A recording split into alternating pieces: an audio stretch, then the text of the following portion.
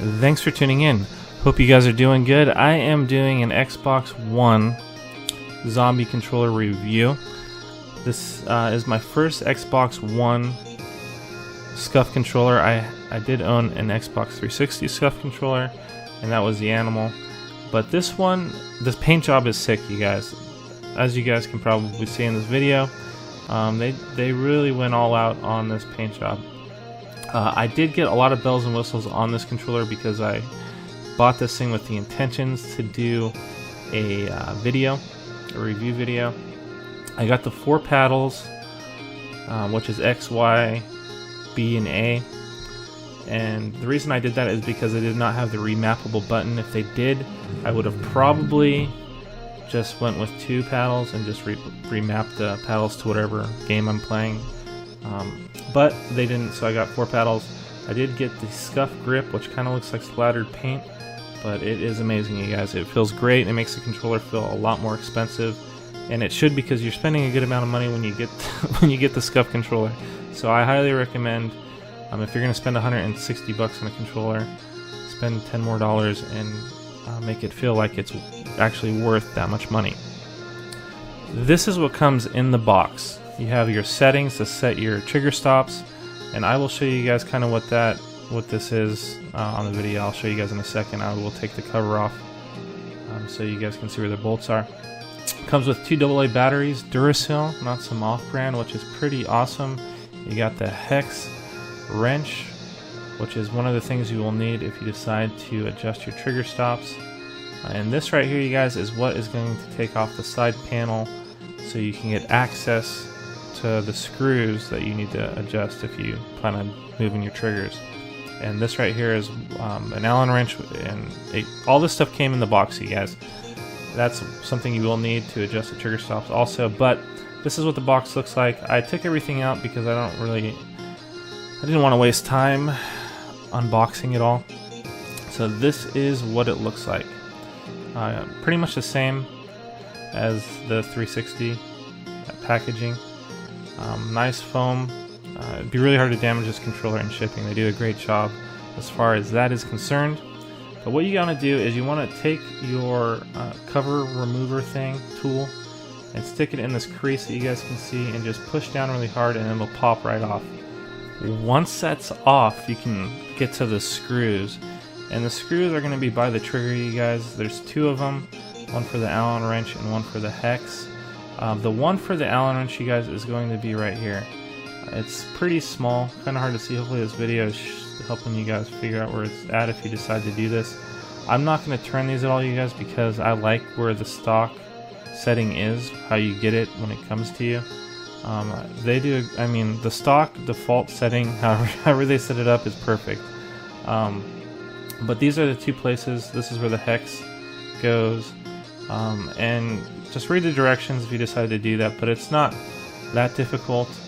And then once you finish doing the settings, if you decide to do that, you just pop the cover right back on. It snaps in, kind of like a phone case, and that's pretty much it as far as that goes.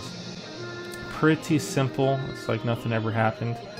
Now this is what it looks like if you're comparing a stock Xbox One controller, which is on the right, to a Scuf controller, which is on the left.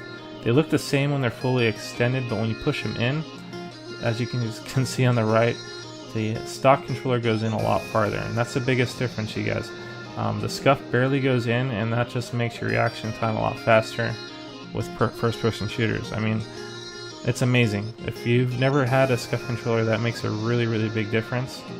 Now, the paddles, you guys, I was kind of curious when I was watching videos. I was wondering how these things are attached. They're actually attached to the battery cover, which you guys can see right here, just with Allen wrenches. And the Allen wrench that you get with the controller will actually take those off if you decide to take the paddles off. But pretty good design for the most part. And this is the adapter puck. I was also worried about whether or not it would interfere with the paddles, and it doesn't at all. They were definitely thinking about that when they made this. The one thing I don't like, you guys, is it's not as responsive as the 360 controllers. The paddles, for some reason, you have to press them at the bottom in order for them to engage. Another thing I noticed, this is the Xbox One Microsoft rechargeable battery, little package thing that they sell you with the cord, the USB cord that recharges it.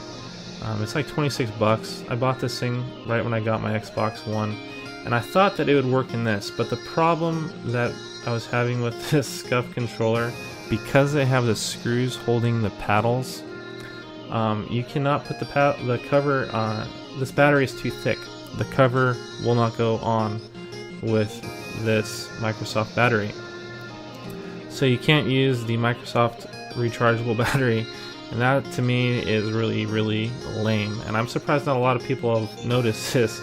I guess you just have to buy regular AA rechargeable batteries, but I don't know if you can, if the USB will actually charge it at that point. I mean, I don't know how that works, but that is kind of a minus, I think.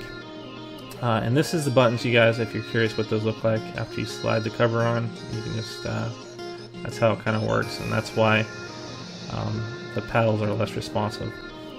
I did get the purple LED Xbox button, and I got the right domed, medium dome stick, and the left is just a standard Xbox. There you have a lot of different things you can do as far as customization on this controller. Scuf has just done a lot of stuff on their website. I will leave a link in the description below if you guys want to check out their website if you haven't.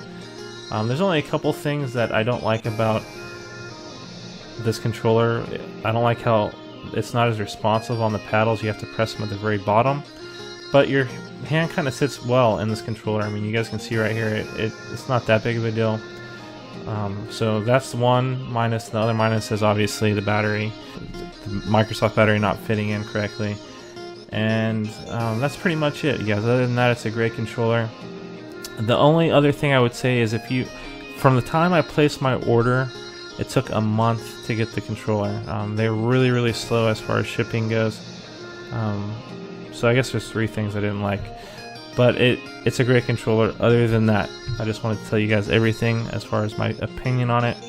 I think that's it. So I hope you guys enjoyed this. If you did, please like, comment, and subscribe. And as always, you guys, thanks for watching.